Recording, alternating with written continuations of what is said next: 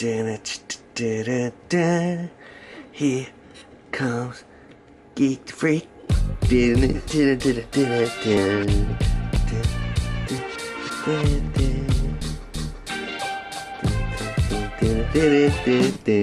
Coming to cut your lawn, bitch.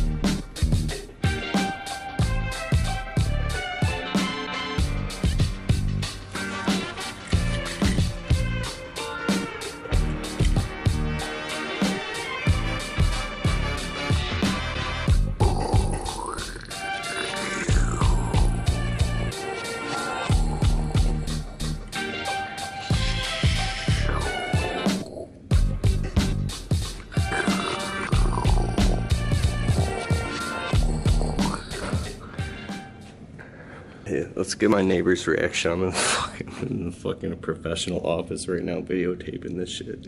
This is fucked up. Here we go. What's up? It's Keith with the Landscaping Employee Trap. In this video I want to talk about marketing your business in a way that stays competitive and stays up to date with what's going on in the information technology revolution. I'm serious, man. See, back in the day, what did you have? Referrals, word of mouth. You had, flyers on mailboxes, door hangers, newspaper ads, stuff like that. And then the internet comes out, and then you got like people like, oh, Facebook and Google Plus and Angie's List and Yodel and YP and Yelp and Bing and Yahoo and all this stuff, and all that makes sense. And then you start hearing about SEO optimization. What's that all about? How to optimize properly. So you hit the first page of Google. I'm getting somewhere with this. So now we're in the age of authenticity in people in general, like beyond just business. People's, what you call their bullshit detector, goes off instantly. So now it really is coming down to like credibility on the internet and 5-star reviews. For instance, like Craigslist still works, it's still fishing in the toilet, but it still works. But it's going to work less and less the farther we go. Once we get into 2016, 2017, it's going to get to the point where it's going to be completely trashed. So if you're 100% depending on, say, Craigslist alone, it's not going to work. You have to spend advertising dollars in your business. You will get a return on an investment if you know what you're doing. And it's all about 5-star reviews. So it's being authentic with your customers and really pushing for them to go on the internet with the link that you give them. Either you email it to them, or you text it to them, or you have them write it down and you send it into a company that does that, kind of like Angie's List does that. But whatever that is, people, when they go and they're looking for a service now, they go on their iPhone, they type it into Google or in Google Maps. They go, okay, that's close. Oh, that company has no reviews. Oh, this company has 15 or 25 or 55-star reviews. Let me read. I'm calling that guy. Boop. Hi, I need an estimate. Great, done, and you're Audi. So I would like to encourage you right away, develop the habit of take that extra minute of sending your customer a link, getting fully optimized as far as email marketing, getting all your customers' email address and all their information, obviously their phone, their address, and storing it in your database or your Rolodex, whatever you want to call it, so you can communicate with these people and stay in touch with them, because it is a dog-eat-dog, savage, cutthroat world we're living in, and it's very important to build that bond and also make people see that you're credible on the internet, because the internet has taken over everything. You can listen to like Dan Kennedy and stuff. He's one of the best marketers in the world. He charges like 40 grand just to show up, and he says all forms of advertising and marketing work. They all still work. Some work better than others in different industries, and he's a direct mail marketer mostly, but the internet's where it's at. Everybody's on their smartphone, obviously, and they're going, boop. What do you do? What do you do when you're looking for a restaurant or you're looking for a new place? You go on the internet. Okay. 5-star reviews? Yes. No 5-star reviews or bad reviews. No. So getting those reviews is huge. And then what else? I hope that your business is going really good, and I hope that all the nightmares you go through are just in your head and they're learning experiences, and that you're not that you're holding it together out there.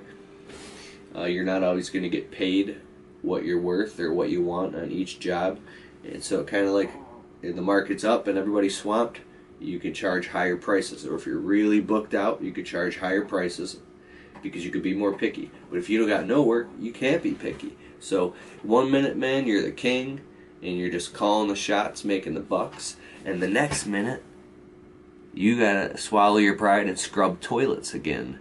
And it goes like that, you know, for a long time, for years.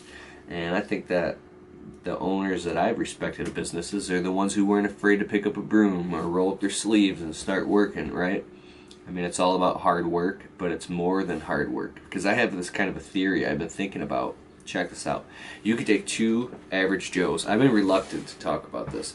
Take two guys, same guy, and put one guy in a very nurturing, powerful environment that supports his success, supports his education, supports his business, everything around people that support him in that nurturing environment. And then you take the same exact guy and put him in the swamp of the ghetto around a bunch of negative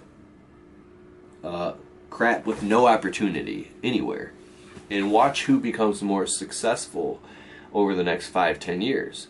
The chances are that the person who kind of had it handed to them or was in that right environment is going to be successful intrinsically, where the other person who grew up with no opportunity might turn out to be a bum-ass loser because they just don't know. And it's really the people in society that have fought and broken through and set the example, that were in the poorest, most impoverished type of lifestyles around drugs and alcohol, that became the most successful, that said, I can do, if I do it, I did it, you can do it too. And that's what's really, that's the big turn on about our free enterprise system that's so awesome, is because you can start with jack nothing and become extremely successful. But it's like quantum. I like those crazy words, because it gets harder and harder and more exponentially harder as you go. And that means developing developing your mindset more and more and more, to where you could be the person who you just speak a word and you say something or you make a phone call, and it's the one domino that makes all the other dominoes fall over, versus running around chasing field mice and working your ass off for peanuts. How can you find that one domino that when you tip it over, it tips over all the other dominoes? That's that type of systems thinking. It's really hard and takes a long time to get to. Well, it feels like it's way up there, but it's actually more linear.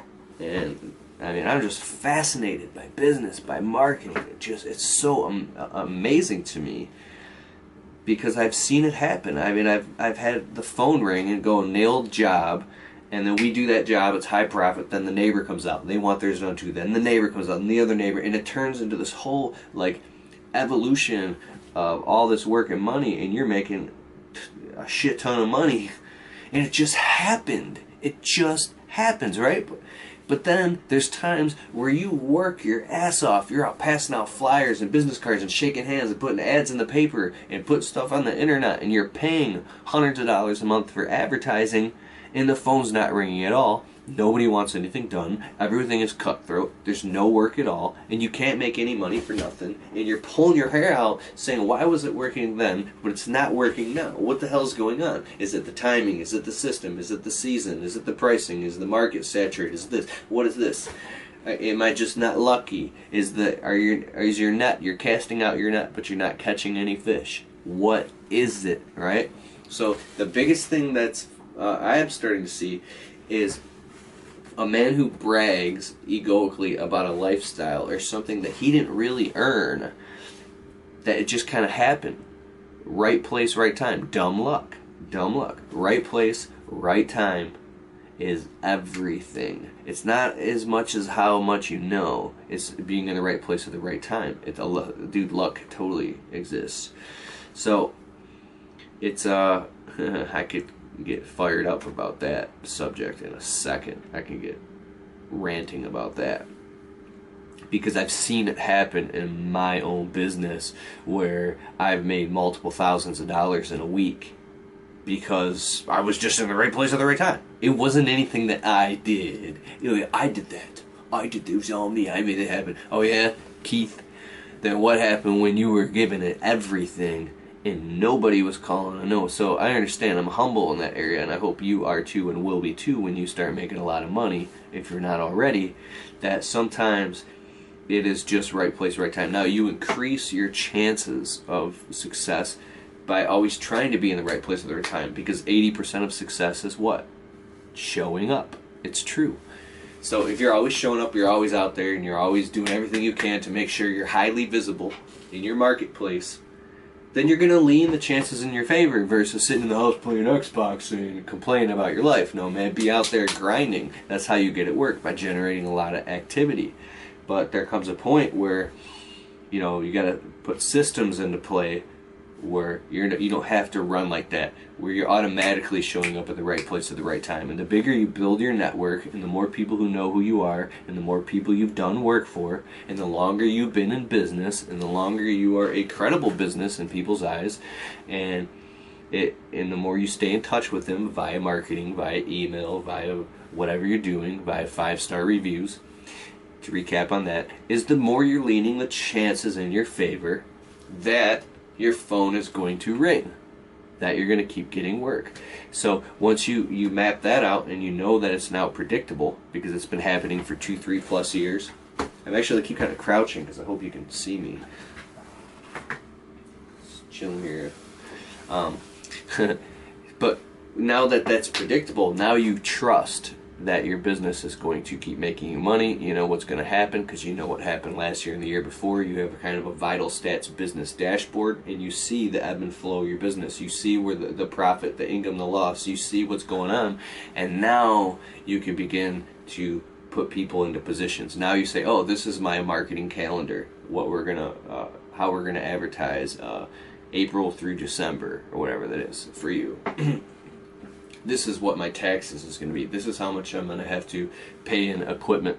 This is what labor is going to cost. Can we bring on more labor? Can we advertise more? Can we expand? Can we get more equipment? How do you view that out? If you don't know, where you came from, how are you going to know where you're going? If you don't really start tracking all your numbers and tracking everything you're doing. And I believe that, obviously you should and could do that all digitally on your phone and QuickBooks and all these finance apps. Excuse me, I don't want to get that too deep here, but once you start tracking where your business is going and knowing in here just from experience, you can begin to grow this thing. So there's going to be times in there, downward pockets, when you have this negative pocket of like nothing's going on and there's no work and you're pulling your hair out and everything's breaking down and you're not making any money. You feel like you're going crazy and you're like, I want out of this business. I hate this business. I can't stand it. I think that those are the times that it makes you who you are. Should you stay the course or not? Because if there's somebody in your industry or our industry who makes really good money and does really well, the chances are it's probably just you. The chances are it's probably just us who is not looking at a mature enough or a business enough mindset. Now, I do believe there are market saturation, there's uptrends, there's downtrends. That's all totally true. Take Bill Gates, billionaire Bill Gates. He was in the right place at the right time. He was the right market, right everything. All these things came into place to make him become who he was. Because if he lived in a different town, that shit might not have happened, dog. We might not be here watching this right now. You know what I'm saying? Alright, I'm blah blah blah blah blabbing. I put my book up. See? It's kind of like screensavers and stuff so it can play behind me when I'm talking. It's like subliminal messages. I'm like, check out my book, dog! But I know you probably already got it if you didn't get it. I'm putting out another book. That's How to Start a Landscaping Business Right Now with No Startup Money.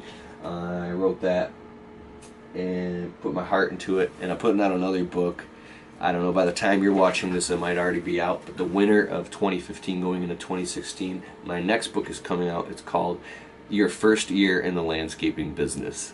And it's going to talk about all the trials and tribulations, the frustrations, the insanity that you go through that you didn't even know existed running your own landscaping business. I'm also going to be putting together the first book on how to start a window cleaning business. I'm writing 2 books this winter. For sure 1 book. If I have the time, 2 books, because I'm also putting out a video training course on how to start a window cleaning business. Just love helping people and putting out these videos and this information. Love putting together these courses.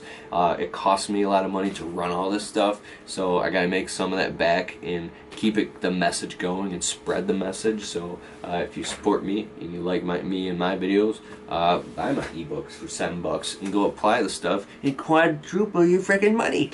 Right? If you're brand new, dude, in this business, I didn't see anybody talking about this stuff in the way. I'm not trying to say give myself credit. I'm just saying I didn't see and don't see anybody else talking about it in the way I talk about it. They're always talking about graphs and charts, and this is how you run a business. They're not talking about, like, maybe you were up till 3 a.m. because your fiance is chasing your kids around the house with a frying pan and she's tripping on drugs, and you had to bail your brother out of jail last night because he beat up a cop. And, like, I'm just saying that they don't talk about the real life dramas that a lot of people are going through behind closed doors. And this is the stuff that stops people from being successful. It's the crazy chaos that I've seen in my own life growing up.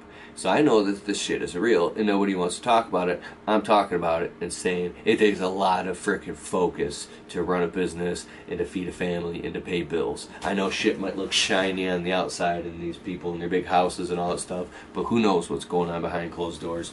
You can only focus on you, and that's how you're going to get there. Comparing yourself to other people will drive you nuts. I've done it. Spent a lot of time doing that. You say, how the fuck did that guy get there? How did he do that? And then the guy should say, oh, I just worked hard. I just worked hard. Right? See that? There's a little bit of anger left up in there. Alright, I should turn this thing to a podcast. I'm also doing a podcast this winter, and it's going to be great. Alright, I'm going to get back to work. Hope you enjoyed the video. Smack the thumbs up button if you liked it. And peace.